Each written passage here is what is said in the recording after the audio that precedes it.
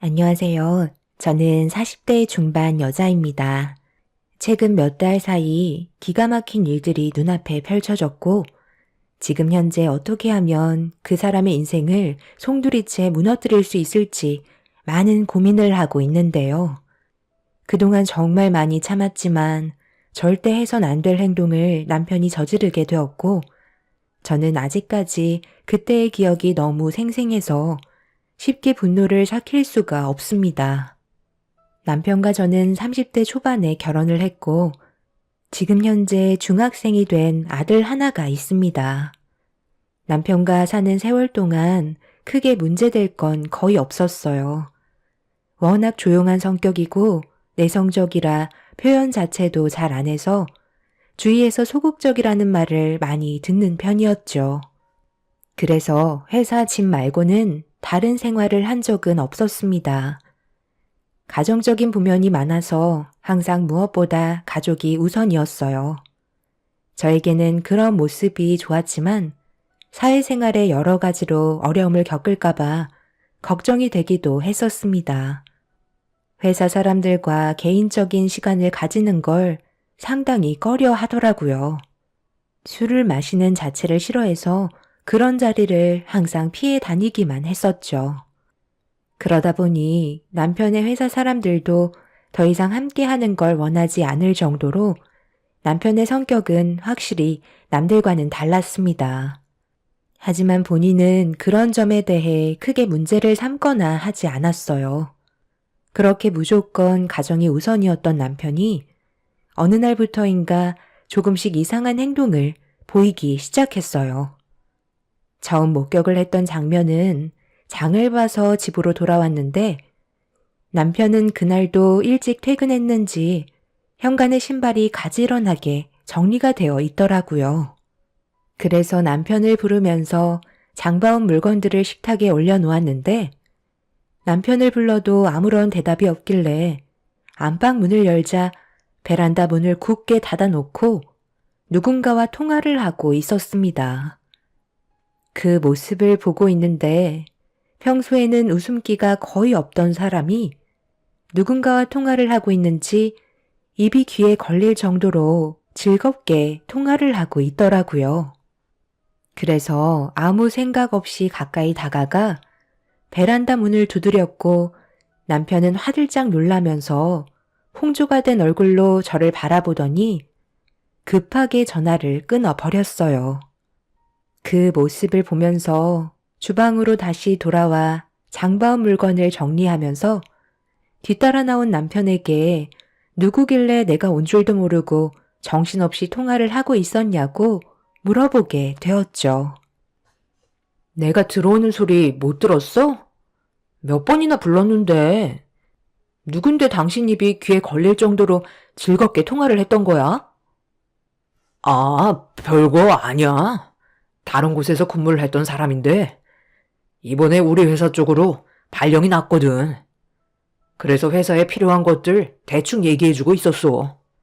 처음부터 딱딱하게 대응할 필요는 없으니까 앞으로 꽤 많이 부딪혀야 할 것 같거든. 남편의 목소리가 상당히 떨리고 있다는 걸 느낄 수 있었지만 크게 신경 쓰지는 않았습니다. 제가 남편의 성격을 모르는 것도 아닌데 심각하게 받아들일 필요는 없다고 생각했었어요. 저 몰래 누군가에게 마음을 품고 있을 정도로 배포가 큰 사람이 아니라는 걸 누구보다 잘 알고 있었으니까요. 그런데 제가 알던 남편의 성격은 조금씩 변해가기 시작했고 어느 날부터인가 외적인 모습에 신경을 많이 쓰기 시작했어요.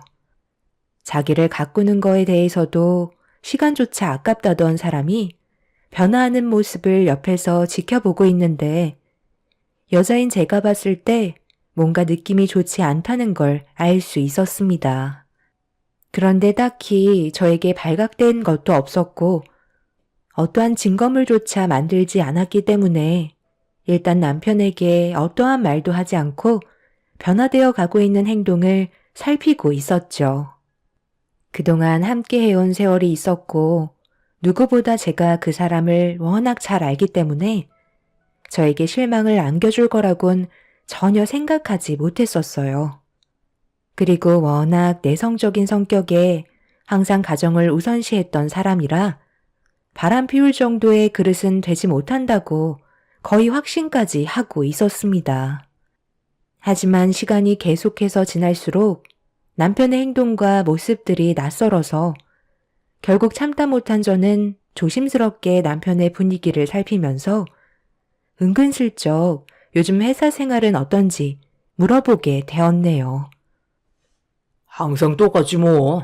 맨날 반복해서 보는 사람들이고 하는 일에 변화가 없는데 달라질 건 아무것도 없는데. 그런데 이런 건 왜 물어보는데? 아니, 요즘 내가 당신의 모습을 쭉 지켜봐오고 있는데 예전보다 상당히 밝은 모습 같아서 무슨 좋은 일이 있길래 매일 얼굴에 웃음꽃이 폈나 궁금해서 물어본 거야. 최근 들어 외모에도 신경을 많이 쓰고 있고 향수라면 기겁을 하던 사람이 갑자기 몸에 향수를 뿌리고 다닐 정도면 많은 변화가 생긴 거 아니야? 여태까지 내가 봐왔던 당신과는 전혀 다른 모습인데? 나도 이참에 내 성격 좀 고쳐보려고 그러는 거지. 그런데 이게 쉽지 않더라고. 그동안 살면서 꾸미는 건 거의 해본 적이 없어서 뭘 어떻게 해야 할지도 잘 모르겠어. 그래도 당신이 알아봐 줄 정도면 내가 변화하려는 모습이 보였다는 거니 노력이 헛되지는 않았네. 나도 이제 좀 달라진 삶을 살아보려고. 회사 사람들과도 어울리는 시간 좀 가지면서 인간관계를 만들어 나가야지 안 되겠어. 전에는 당신과 은찬이한테만 신경을 썼었는데 지금은 우리 생활에도 여유가 생겼으니 나도 이제 주변을 살펴야 하지 않겠소? 그간 워낙 무심했던지라 회사 사람들이 나한테 쉽게 접근하지 못하고 있긴 한데 그래도 내가 노력하는 모습을 보여주니까 조금씩 마음의 문을 열더라고. 내일은 회사 사람들이 나랑 술 한잔 하자는 말까지 나왔다니까. 내가 가까이 다가가는 만큼 주위 사람들도 다가온다는 걸 느낄 수 있었어. 앞으로 모임에 빠지지 않을 생각이야. 당신이 변화하려는 모습은 보기 좋은데 우리 가정에 지장을 줄 정도로 많은 변화를 주지만 않았으면 좋겠어. 남편이 내성적인 성격을 바꾸고 싶어하는 모습이 나쁜 건 아니었지만 불안함은 여전했고 무엇 때문에 그런 변화를 생각한 건지 저 또한 진지하게 남편을 지켜봐야만 했어요. 그런 생활들이 점점 반복이 되어가면서 제가 걱정하고 있던 문제점들이 하나둘씩 나오기 시작했어요. 워낙 술도 안 마시고 남들과는 다른 생활 패턴을 유지했던 사람이라 직원들과 함께 술자리를 가지는 날이면 집안 곳곳에 구토를 반복했고 변기통을 끌어안고 쓰러져 잔다든지 술에 취해 길에서 자다가 경찰서에 들어온 적도 한두 번이 아니었네요. 그런 모습을 묵묵히 지켜보고 있던 저도 사람인지라 변화되어 가고 있는 삶에 적응을 하지 못해서 남편에게 불만을 털어놓으면서 그냥 예전으로 다시 돌아가길 원했습니다. 당신이 변화되어 가는 모습을 보여주는 건 좋은데 가족에게 피해를 주면 안 되는 거 몰라? 지금 우리 생활을 봐봐. 이게 가정을 꾸린 집안의 가정이 할 짓이야? 술도 잘 먹지도 못하는 사람이 이기지도 못하는 술을 무리하게 마셔서 왜 남들에게 피해를 주는 건데? 나는 당신이 자신을 변화시키고 싶다고 했을 때 말리지 않았던 이유는 워낙 내성적이라 사회에서도 어려움을 겪어서 이번이 좋은 기회일 것 같았는데 이건 변하는 게 아니라 인생을 포기한 사람처럼 살고 있는 거잖아. 나는 지금 잘하고 있다고 생각하는데 당신이 뭔데 나를 그런 식으로 판단하는 거야? 당연히 회사 사람들과 즐거운 시간을 가지다 보면 이런저런 일도 생길 수 있는 거고 술이 좀 과하게 마실 때도 있는 거지. 몇 번 실수한 거 가지고 노력하고 있는 나를 꼭 그런 식으로 몰고 가야 돼?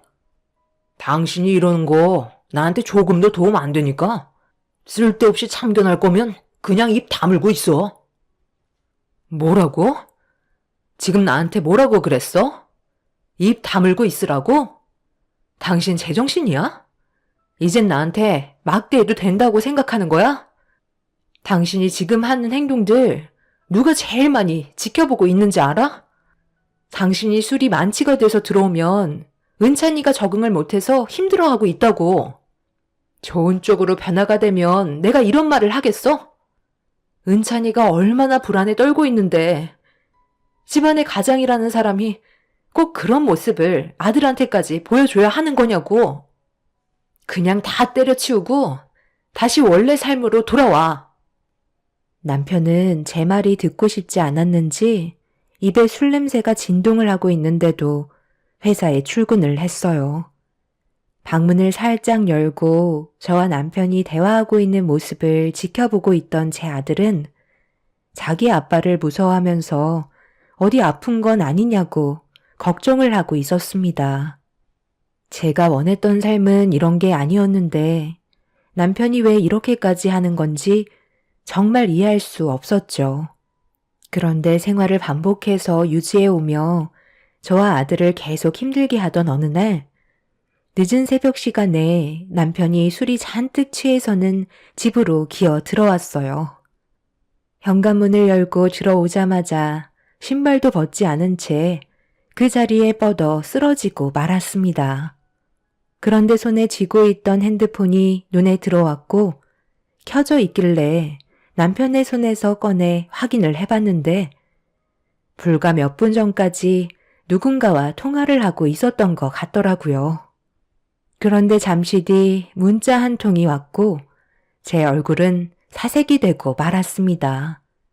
같은 회사 직원인 것 같았는데 남편에게 과장님이라고 말하면서 오늘 하루 즐거웠다며 하트를 여러 개 보냈더라고요.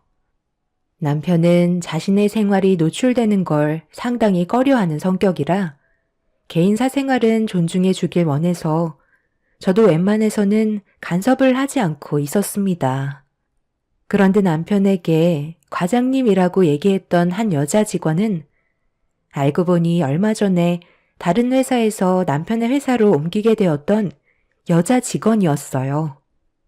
회사 내에서도 문자를 쉬지 않고 주고받는 것도 모자라 통화 시간도 상당히 길었습니다. 보통 때면 핸드폰에 비밀번호가 걸려 있어 확인을 못했었지만 남편이 술이 만취가 돼서 들어온 바람에 판도라 상자를 열게 되었던 거죠. 정말 충격적이었던 건 남편이 저와 문자를 주고받을 때는 언제나 단답형이었는데 그 직원은 정반대였습니다.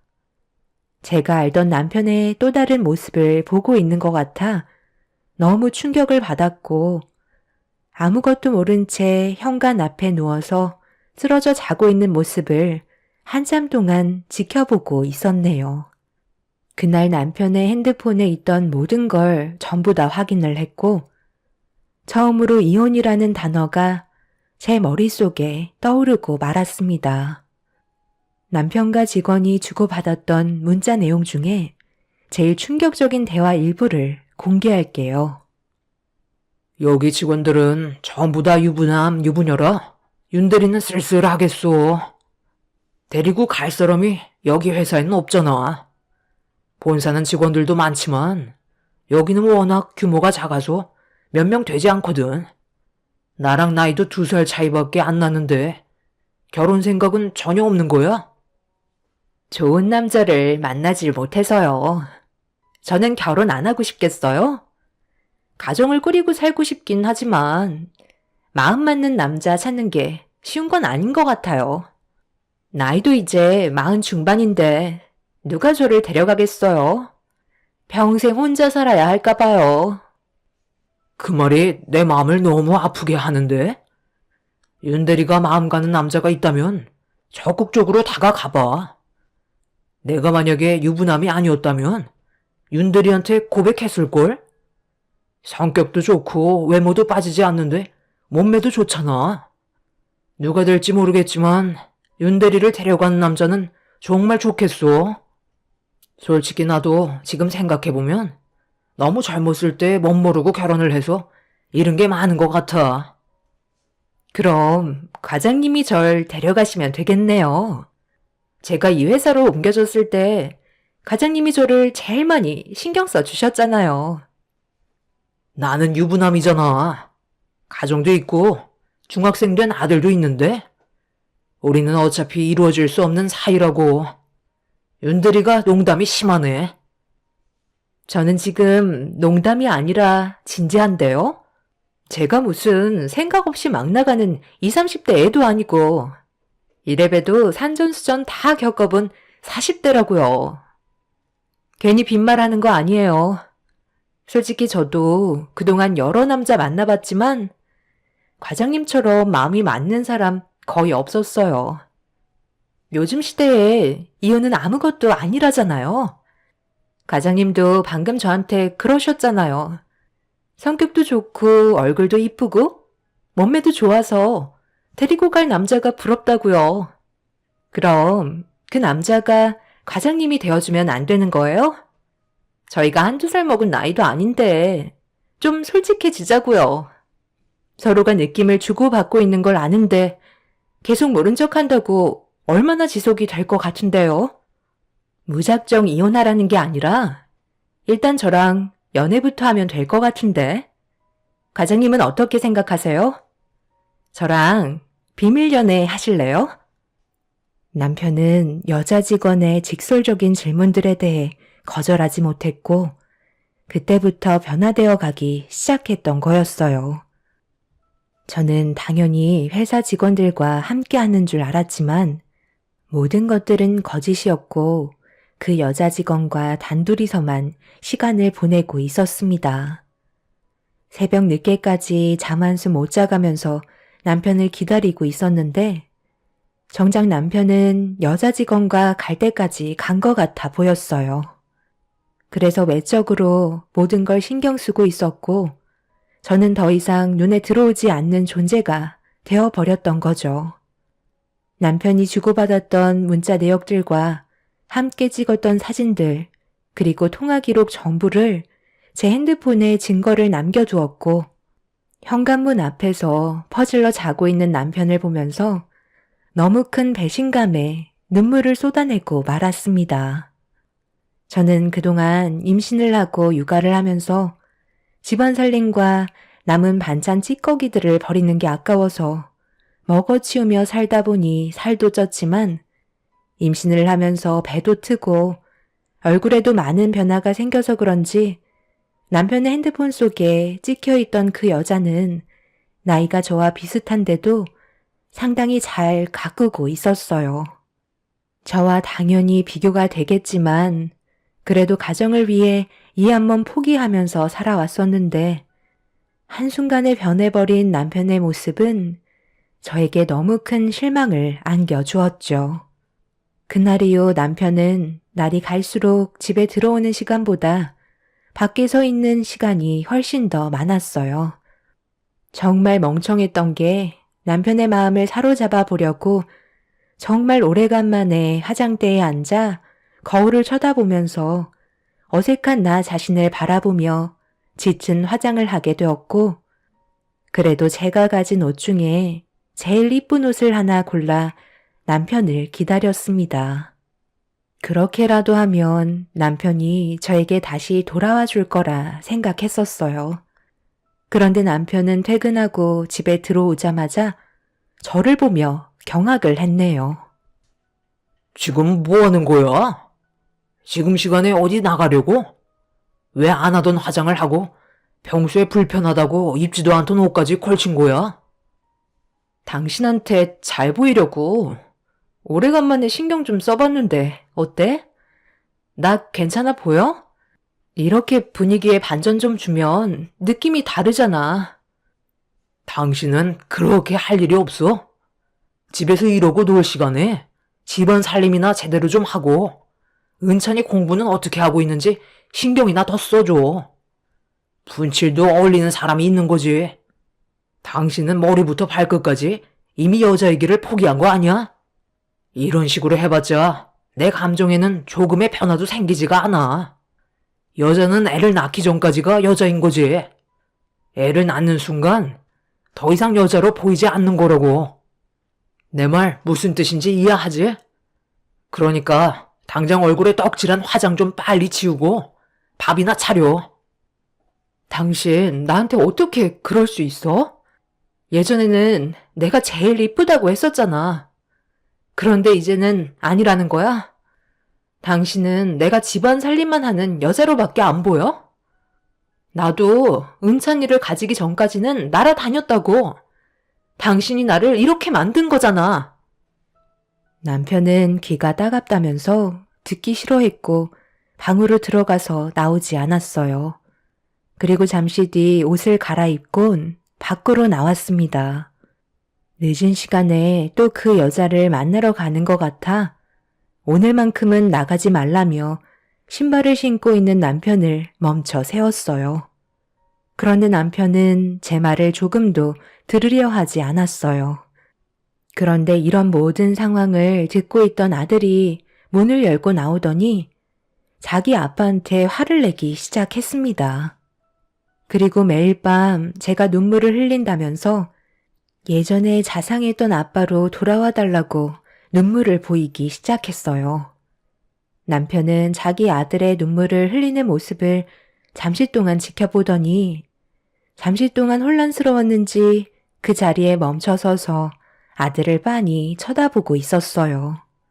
하지만 그것도 잠시 핸드폰에 울리는 전화벨 소리에 남편은 정신을 차린 듯 현관문을 열고 나가려길래 저는 마지막 기회라면서 문 밖으로 나가는 순간 저와의 인연은 끝이라고 이혼 얘기를 꺼내게 되었습니다. 하지만 남편은 제 말을 무시한 채 현관문을 열고 밖으로 나가 버렸네요. 아들은 밖으로 나간 자기 아빠를 데려오게 하려고 신발을 신고 뒤따라 나갔어요. 저는 그 자리에 주저앉아 오열을 하고 말았습니다. 그런데 잠시 뒤 집 밖에서 무언가 엄청난 소리가 저희 집에까지 울려 퍼졌고 사람들의 비명소리가 들리기 시작했어요. 저는 밖의 상황을 살펴보기 위해 창밖을 바라봤는데 제 아들이 도로가에 쓰러져 있었고 남편은 그 자리에 주저앉아 있었습니다. 갑작스런 상황에 너무 놀란 저는 신발도 신지 않은 채 맨발로 급하게 아들한테 달려갔어요. 남편을 쫓아가겠다고 무턱대고 앞만 보며 뒤따라가다가 옆에 오는 차를 발견하지 못한 채 교통사고를 당하게 되었고 그 모습을 목격한 남편은 넋이 나간 상태로 쓰러져서 미동조차 없는 아들을 바라보고 있었습니다. 주변 사람들의 도움으로 아들은 구조대의 도움을 받아 곧장 병원으로 향할 수 있었고 상태가 심각하다는 의사의 말을 듣고 말았습니다. 생사가 갈린 상태에서 오랜 시간 수술대에 올라간 아들은 한참 뒤에서나 수술실에서 나을 수 있었어요. 그렇게 병실로 옮겨졌지만 의사는 언제 깨어날지 모르는 상태이고 지금도 몸이 많이 안 좋아 언제 쇼크가 찾아올지 모른다며 마음의 준비를 하라는 충격적인 말을 듣게 되었네요. 네가 은찬이를 이렇게 만든 거라고. 그 여자가 그렇게 좋디? 네가 힘들게 이끌어온 가정을 무너뜨릴 정도로 그 여자가 그렇게 좋았냐고? 당신이 바람 피우는 거 나만 알고 있었는지 알아? 은찬이도 전부 다 알고 있었어. 바람을 피우려면 아무도 모르는 곳으로 가던가. 왜 은찬이가 생활하는 범위 내에서 바람을 피워서 나 말고 다른 여자와 손을 잡고 있는 모습을 들키냐는 거야. 애가 받은 충격이 얼마나 컸는지 알아? 그래도 우리는 당신이 다시 되돌아올 줄 알았어. 은찬이가 그러더라. 그 여자가 화장도 이쁘게 하고 몸매도 좋아서 당신이 마음을 뺏긴 것 같다고 나한테도 화장을 하고 이쁜 옷을 입으라고 얘기했어. 그럼 당신의 마음을 돌릴 수 있을 거라고 말을 했었다고. 그래서 은찬이 상처 덜 받게 화장도 하고 평소에 입지도 않았던 옷까지 입었는데 우리가 노력하는 그런 모습은 조금도 보려하지 않고 그런 막말을 쏟아부어서 애한테 상처를 줘? 왜 아무 말도 못하는데? 당신이 이러고도 무사할 것 같아? 만약 은찬이가 조금이라도 잘못되기라도 해봐. 그땐 내가 그 여자랑 당신을 절대 가만두지 않을 거야. 남편은 고개를 떨군 채 아무 말도 하지 못하고 있었어요.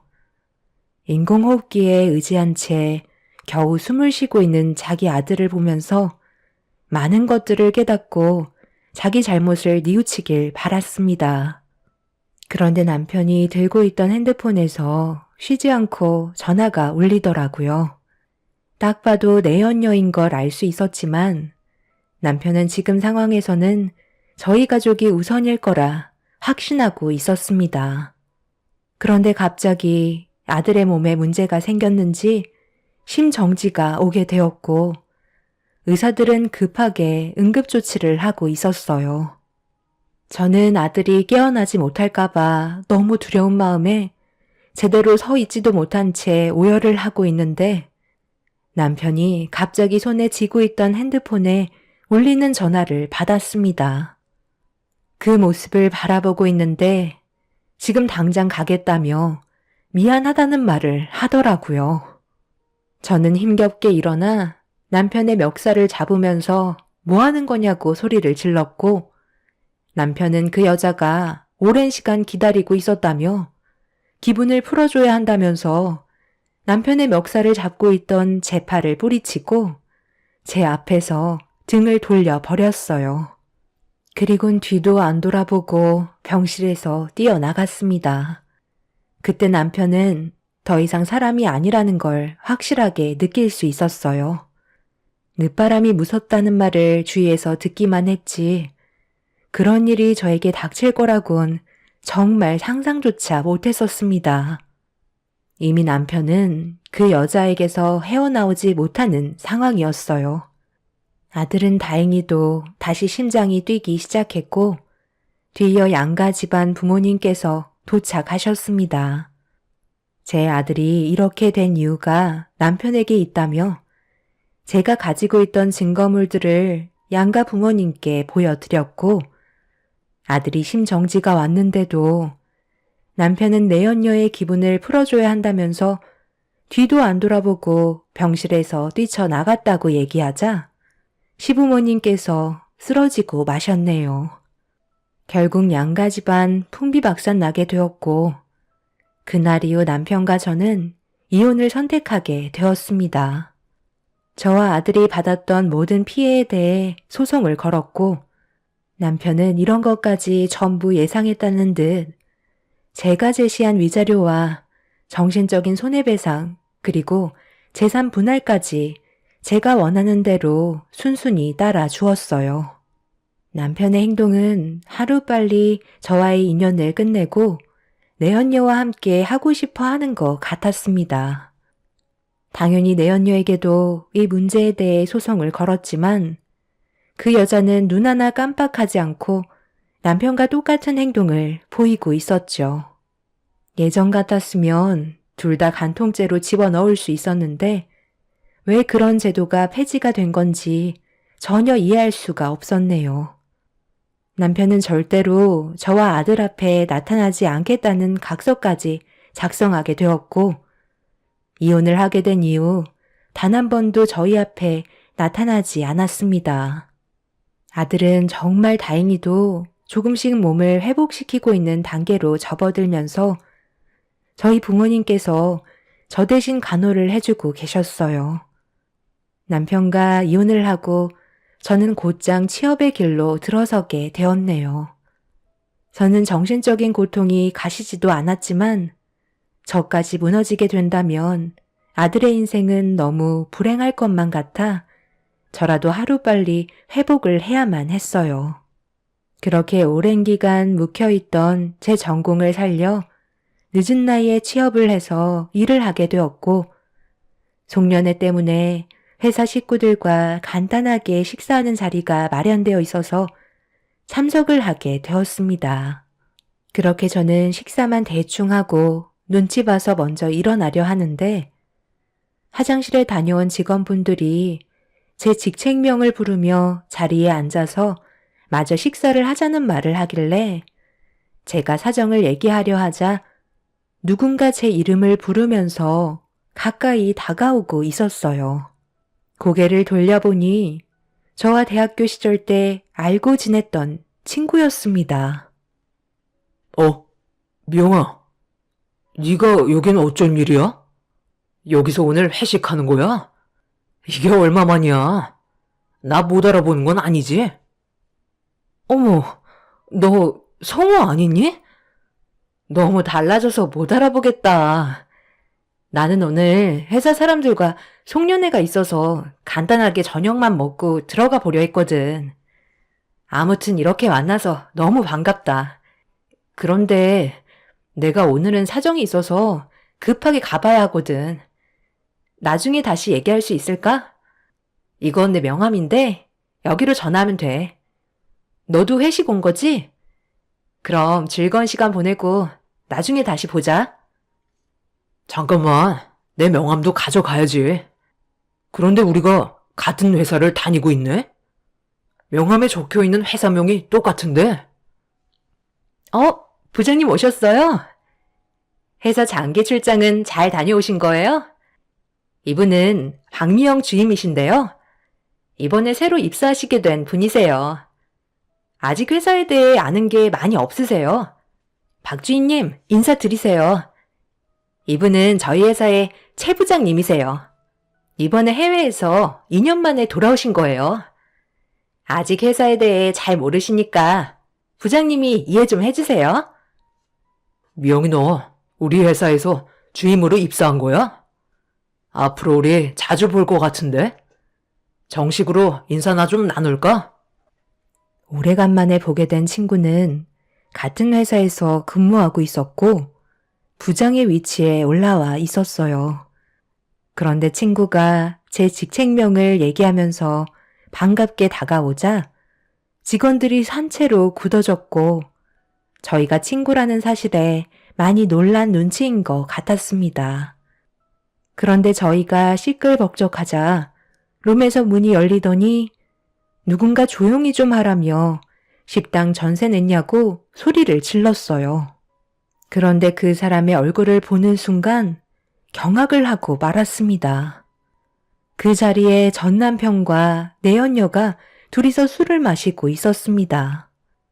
그런데 저를 발견하고 눈이 마주친 전 남편이 술이 잔뜩 취해서는 가까이 다가왔고 더러운 면상을 제 얼굴 가까이 붙이면서 한마디 했어요.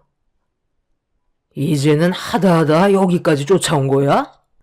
우리는 이제 이혼한 사이인데 뭐가 미련이 남아서 따라온 거야? 돈이 필요해?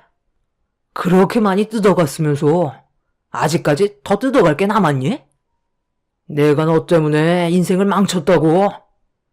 지금 내 앞에서 사지 멀쩡하게 살아있는 걸 다행이라고 생각해.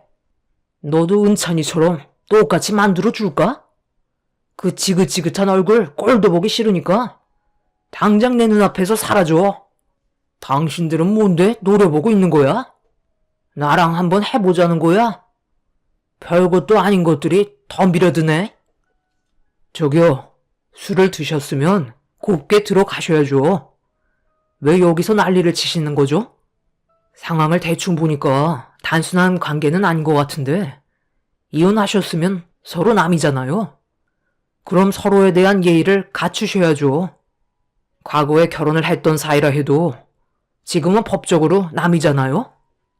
괜한 소란 피우지 말고 들어가셔서 마저 한잔 하시던지 아니면 그만 행패 부리시고 나가주시죠. 안 그럼 경찰에 신고하겠습니다. 네가 뭔데 나한테 이래라 저래라야. 아, 대충 알겠네. 당신도 내가 다른 여자를 만났다고 내 앞에서 똑같은 모습을 보여주고 싶었어? 나도 마음만 먹으면 잘 나간다는 걸 보여주고 싶었나 봐. 그래서 그쪽은 누구신데 이 사람 옆에 있는 건데요? 저는 미영이 친구입니다. 그리고 미영이가 그쪽한테 이런 대우를 받을 존재가 아니라는 것도 잘 알고 있는데요.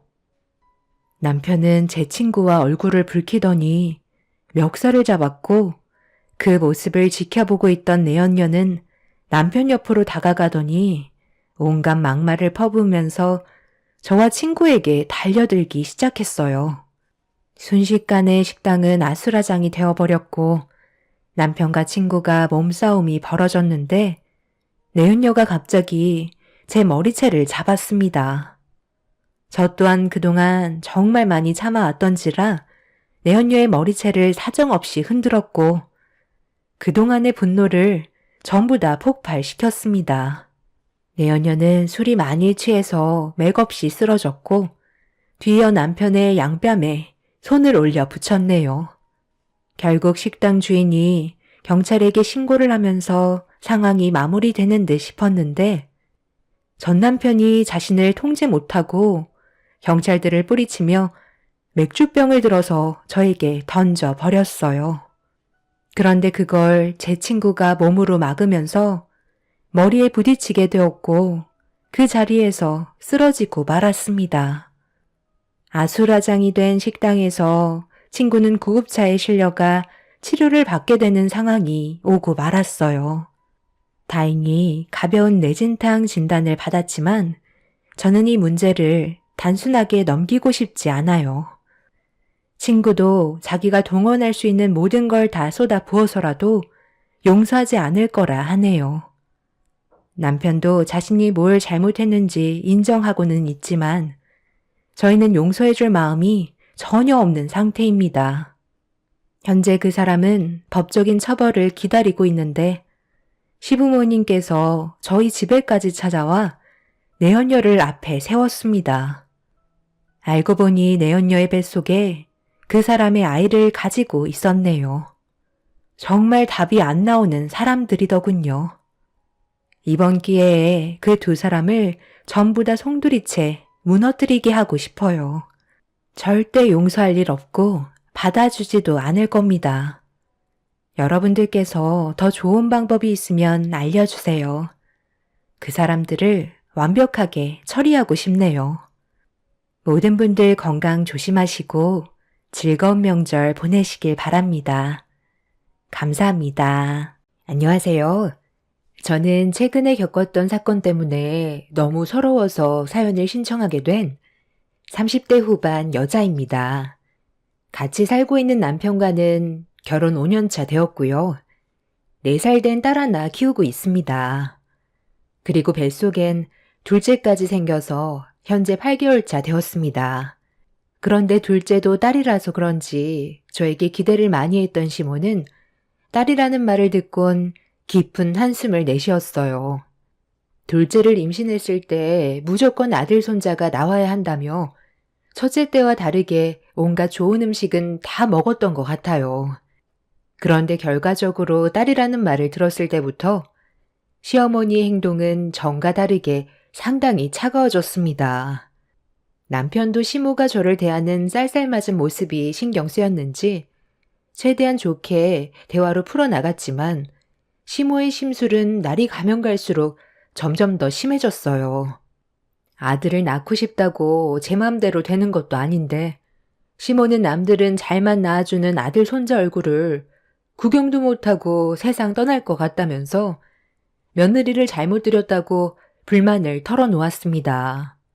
제가 정신적으로 스트레스를 많이 받게 되자 남편은 출산 전까지 시댁에 가지 않는 게 좋을 것 같다고 결정을 내렸어요. 저도 뱃속의 아이를 위해서 그게 옳은 방법이라고 생각했었습니다. 어차피 시댁에 가봤자 좋은 말도 듣지 못하는데 스트레스 받을 일을 만들 필요는 없었어요. 그렇게 남편이 시모에게 출산 전까지 시댁에 가지 않겠다고 연락을 드렸는데 그 말을 듣게 된 시모는 기분이 많이 안 좋았는지 남편이 출근했을 때 저에게 따로 전화를 했어요. 전화를 받자마자 시모는 저에게 거침없이 화부터 내셨죠. 내 잘못도 아니고 전부 다 네가 잘못한 일인데 왜 내가 우리 아들과 안 좋은 관계를 만들어야 되는 거니? 네가 아들 손주만 낳아줬어도 이런 문제 생기지도 않았다. 첫째 손주가 딸이었으면 둘째는 아들을 낳아줘야 되는 건 기본 아니니? 받아 먹을 건 다 받아 처먹어 놓고 이제 와서 출산 전까지 만나지 않겠다고? 어머님, 성별을 제가 결정할 수 있는 문제는 아니잖아요. 저도 어머님이 원하는 아들 손자 안겨드리고 싶지만 말처럼 쉽게 해결되는 것도 아니라서 저도 많이 답답해요. 셋째 계획은 언제 세울 거니? 설마 둘째에서 끝낼 건 아니지? 내가 세상 떠나기 전에 아들 손자 안아보는 게 소원인데 둘째로 끝낼 거냐고? 어머님, 아직 둘째는 세상 밖으로 나오지도 않았어요. 기분이 많이 안 좋으신 거 저도 충분히 이해하는데요. 이런 관계 만들어가는 거 저 또한 원치 않아요. 그래서 이번 주 주말에 오지 않겠다고? 네가 해야 될 일이 얼마나 많은 줄 아니? 이번에 내 큰아들이 결혼할 여자 소개해 준다고 했거든. 음식 준비도 해야 되고 집안 대청소도 해야 되니까 내 아들 잘 구슬려서 무조건 내려오거라. 왜 아무 말도 없는 거니? 누구는 임신 안 해본 줄 아니? 나도 예전에 다 해봤다. 아직 출산하려면 2달이나 남았는데 미리 출산운동 시작해야지. 뱃속에 있는 아이가 커지면 출산할 때만 힘들어진다는 거 몰라? 내 큰아들이 이번에 처음으로 여자를 소개해주는 자리라는 건 내 큰아들이 그만큼 신중하게 결정을 했다는 거다. 직업이 의사라더라. 대형 병원에서 일한다는데 의사 며느리 얻는 게 쉬운 것도 아니잖아. 그만큼 우리 집안도 신경을 많이 써줘야 하는데 집에서 놀고 먹기만 하면 뭐하니? 와서 시애미 일손이라도 도와야지. 다시 한번 말하지만 무조건 내려와라. 나 혼자서 모든 걸 하기엔 어려움이 있으니까 네가 옆에서 도와줘야 한다. 무슨 말인지 알아들었지? 아주버님과 결혼하게 될 의사 예비 형님이 주말에 시댁에 인사를 온다고 임신 8개월 차인 저에게 일을 시키려 하고 있었어요. 하는 것도 없이 놀고 먹기만 해서 살만 쪘다며 다이어트 좀 해야 된다고 무조건 시댁으로 오라는데 기분이 별로 안 좋았어요. 음식이며 대청소며 모든 것들을 저에게 시킬 거라는 걸 알기 때문에 시모의 물음에 대답을 하지 않았습니다. 제가 아무 말도 하지 않고 듣고만 있자 집안 분란 만들지 말고 좋게 넘어가는 게 좋을 거라며 자기 아들 잘 구슬려서 오라는 말 한마디 덧붙인 뒤 전화를 끊었어요. 임신 8개월 차 만삭인 제가 만약 뱃속에 아들 손자가 있었다면 손가락 하나 까딱하지 않게 모든 걸 다 해주셨겠지만 손녀라는 이유 하나만으로 저를 대하는 모든 행동들이 차가웠고 신경질적이었어요. 제 뱃속에 있는 손녀딸은 어떻게 돼도 상관없다는 듯 보였습니다. 첫째도 아닌 둘째를 임신한 상태에 4살 된 첫째 딸도 돌봐야 하는 상황인데 시댁에서 음식하고 청소까지 하라는 시모의 말에 정말 많이 서운했고 저에게는 평생 상처로 각인이 되었습니다. 첫째가 딸이었을 때도 출산할 때까지 눈치만 주더니 둘째까지 딸이게 되자 시모의 말투와 행동은 거침이 없었어요. 그날 저녁에 남편한테 시모와 전화통화했던 내용에 대해 설명을 했고 남편은 시모의 요구가 말이 안 된다면서 곧장 핸드폰을 들었어요. 그런데 시모가 아닌 아주버님한테 전화를 걸었습니다. 남편은 제가 어떤 상태인지 설명을 한 뒤에 만삭인 몸으로 시댁에서 음식과 청소를 해줬으면 좋겠냐고 물어봤고 아주버님은 임신한 몸으로 무슨 일이냐며 그렇게까지 할 필요 없다면서 시댁에서 간단하게 인사만 드릴 거니 저희 부부는 오지 않아도 된다고 상황을 정리했습니다.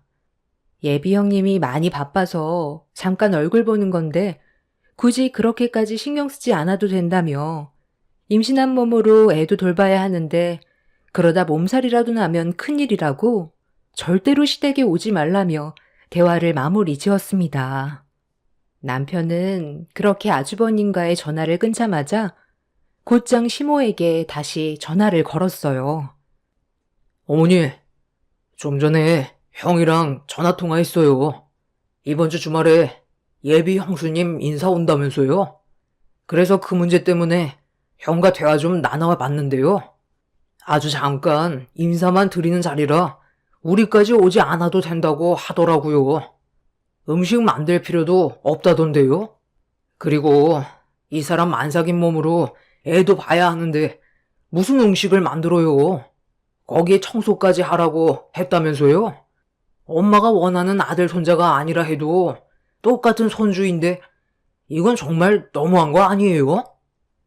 그래서 오지 않겠다는 거야? 너희 형이 처음으로 결혼할 여자를 데려오는 건데 잠깐 있다가 간다 해도 신경 써주는 게 받는 사람 입장에선 그게 얼마나 크게 다가오는 줄 모르니? 걔는 내가 좋게 설명해서 오라고 했는데 상황을 이런 식으로 만들어? 잠깐 전화 좀 바꿔봐라. 말 한마디 전달 못해서 집안 분란을 키우냐고. 집안을 무너뜨리는 건 어머니죠. 상식적으로 생각을 좀 해보세요. 이 사람 안 사귄 상태에서 혼자서 4살 된 딸까지 돌보고 있어요.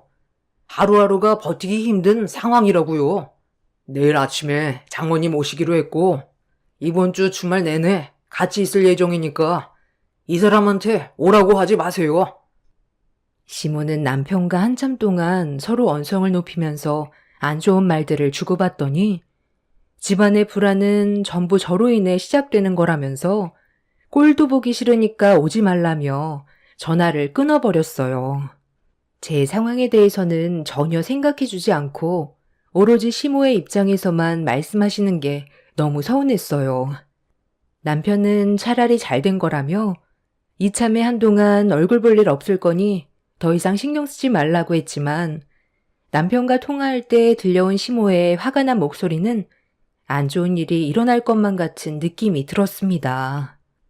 그렇게 저는 주말에 출장을 떠난 남편 대신 엄마가 아이들 보는 걸 도와주셨는데 저녁에 연락도 없이 갑자기 시모가 찾아왔어요. 당황한 저와 엄마는 일단 문을 열어주긴 했었는데 시모는 제가 시댁에 가지 않아서 화가 머리끝까지 올라왔는지 얼굴을 붉히며 집 안으로 들어오셨습니다. 내가 너한테 그렇게 부탁했는데 결국 끝까지 오지 않아서 나 혼자 얼마나 힘들었는지 아니? 네가 생각이 있으면 사돈한테 아이 맡긴 뒤 충분히 도와줄 수 있는 건데 그게 그렇게 싫지? 오늘 고생한 것만 생각하면 아직까지도 화가 가라앉지 않는데 너는 지금까지 아주 속 편하게 있었나 보다. 사돈, 저도 어떤 상황인지 어느 정도 듣긴 했었는데요. 갑자기 연락도 없이 찾아와 제가 보는 앞에서 화를 내면 경우가 아니지 않나요?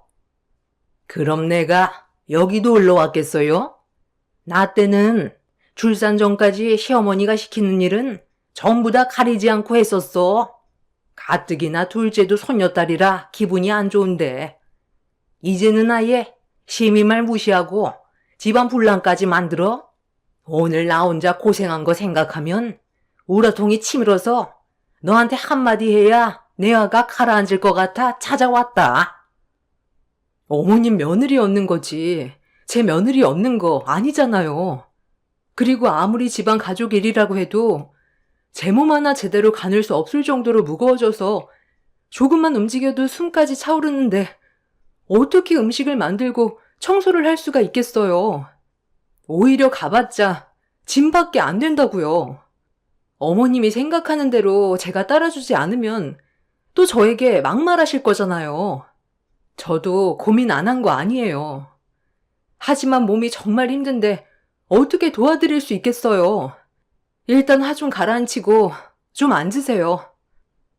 제 딸한테 화풀이 하려고 오셨으면 그만 돌아가 주세요.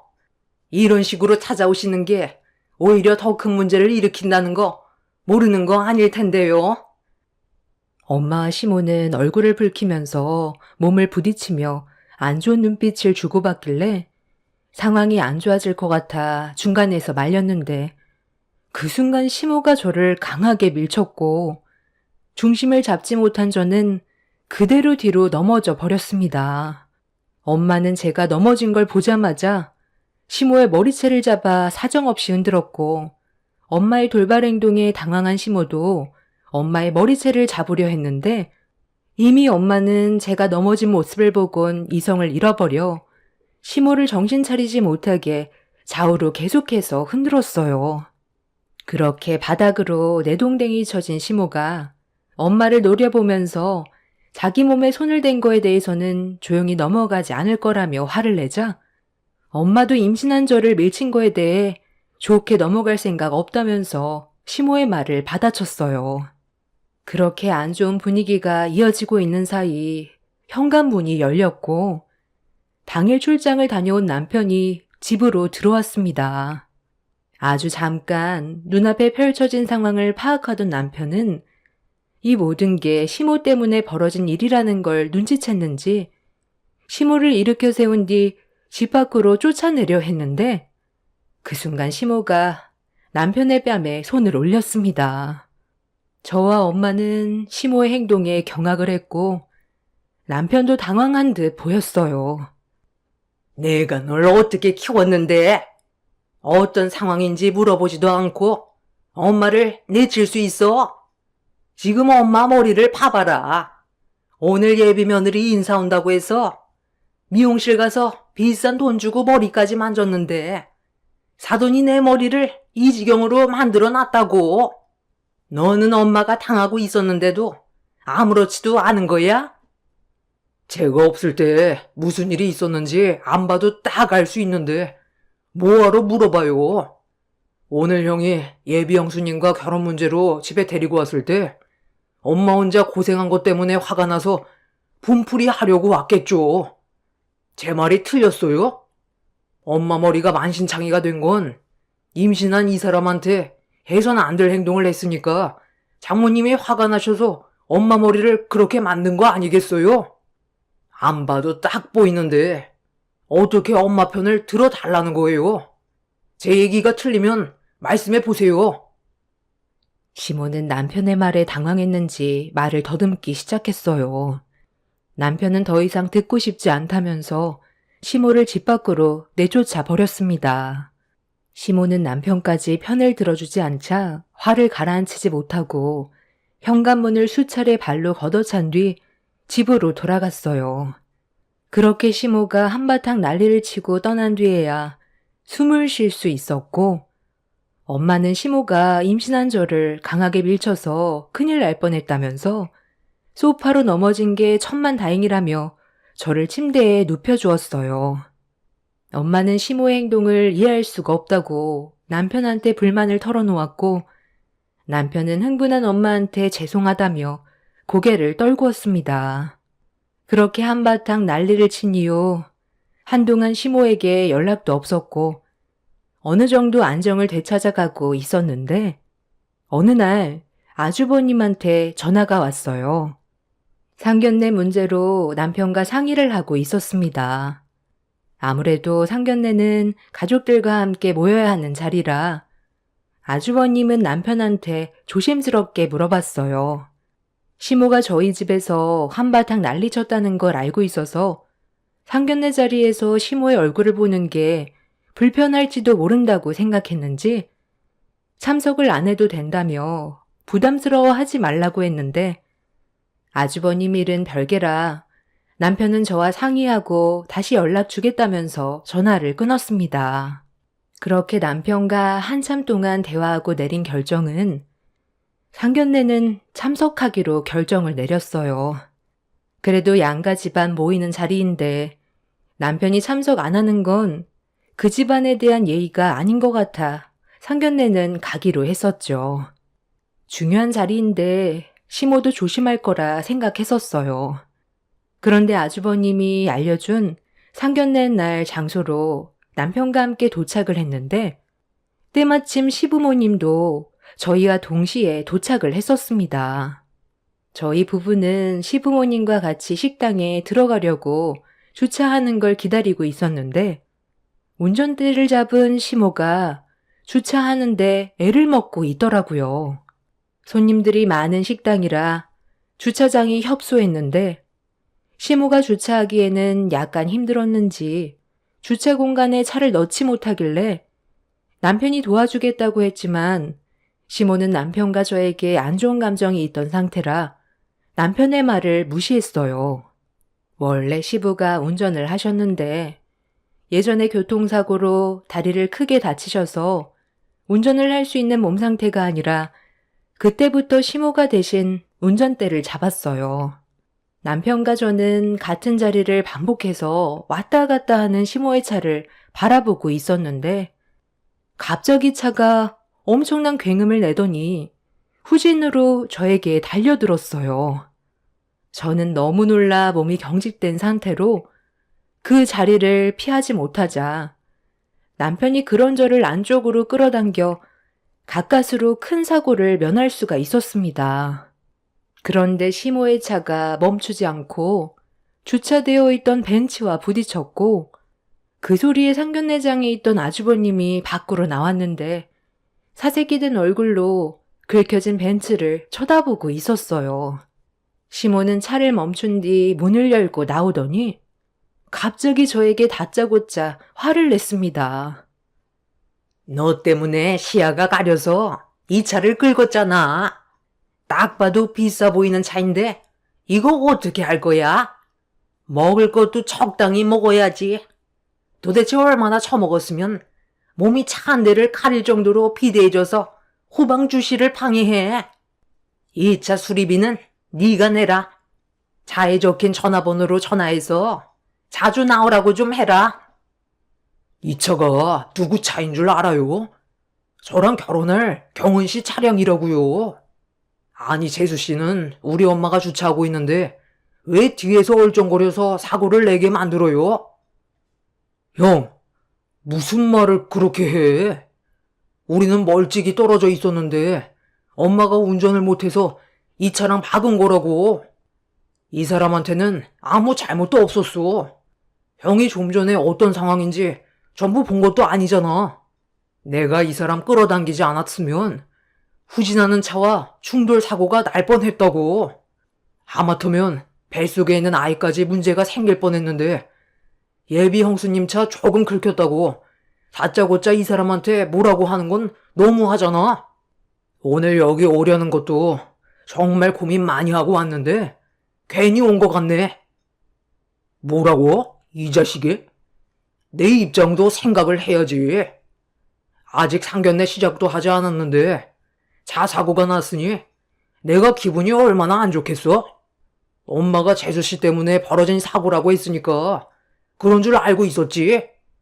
그런데 너는 지금 형한테 얼굴 붉히면서 말하는 태도가 그게 뭐야? 내가 요즘 좋게 얘기하니까 형이 아주 우스워?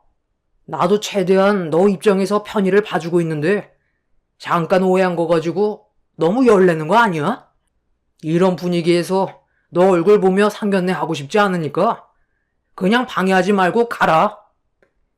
그러니까 내가 너한테 뭐라고 그랬어? 여자 하나 잘못 들이면 집안 망한다고 했잖아. 이거 봐봐라.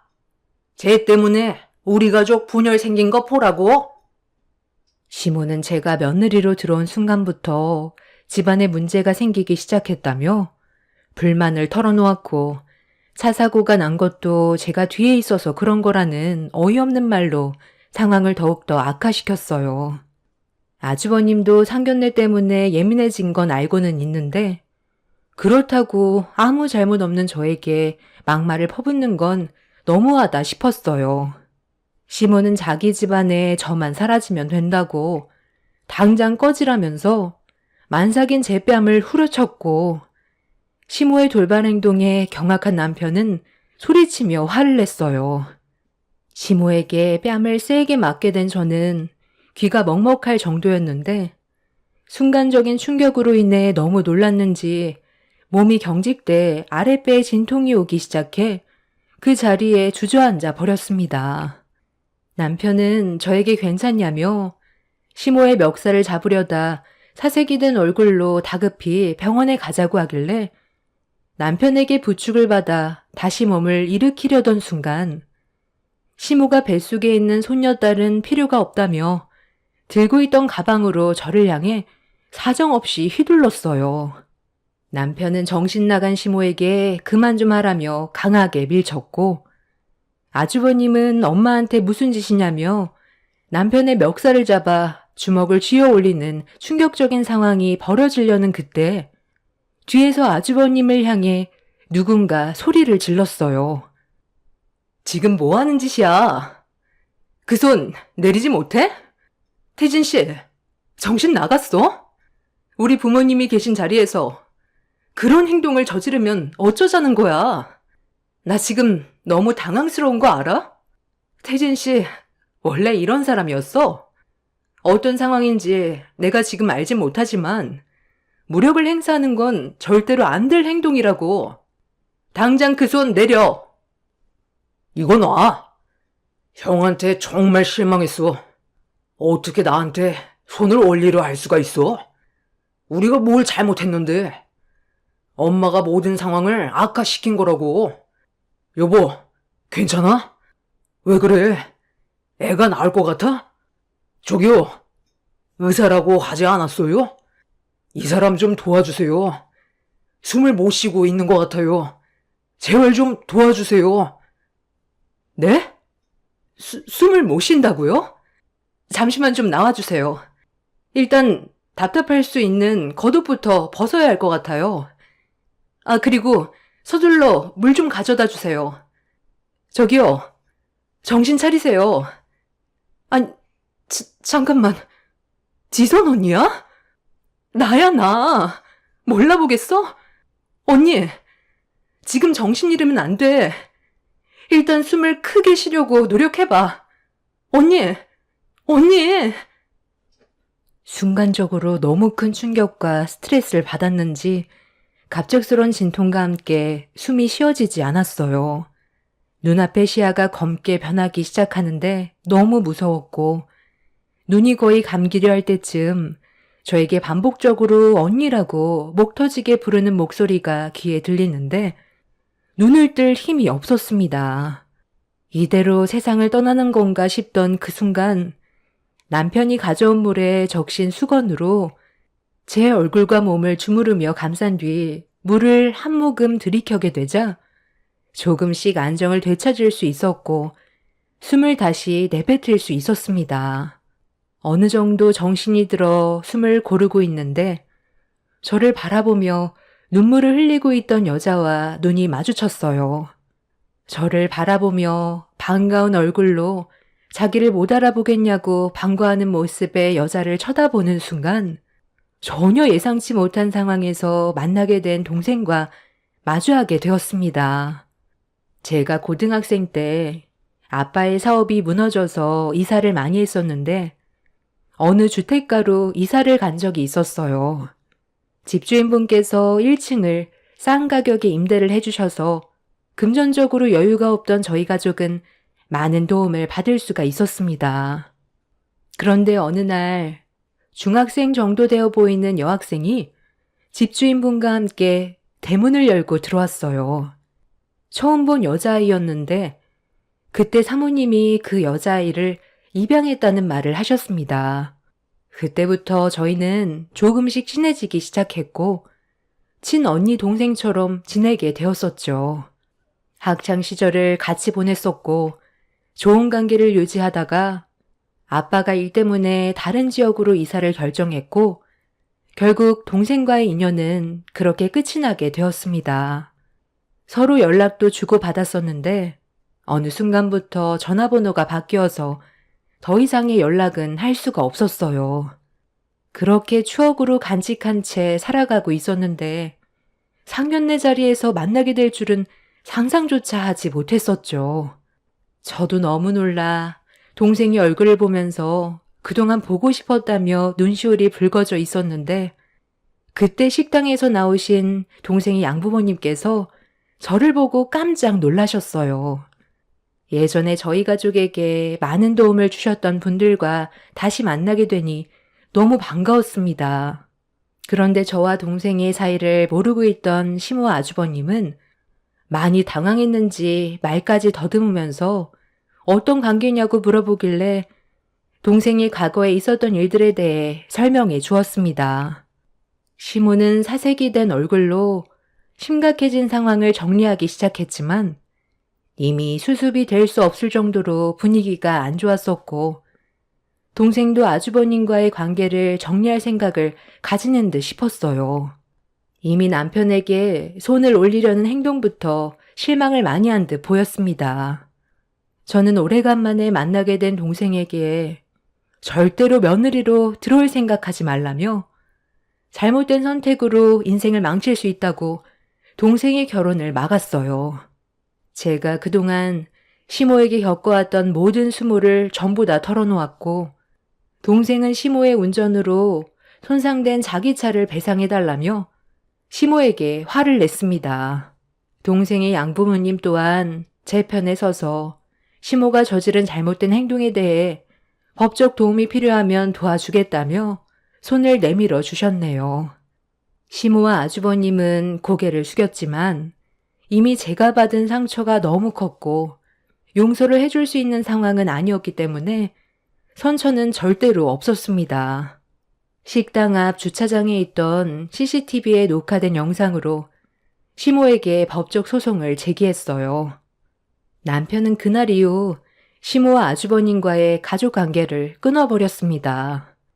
시모는 그날 이후 저에게 선처해달라며 용서를 구하러 왔지만 절대로 받아줄 생각 없습니다.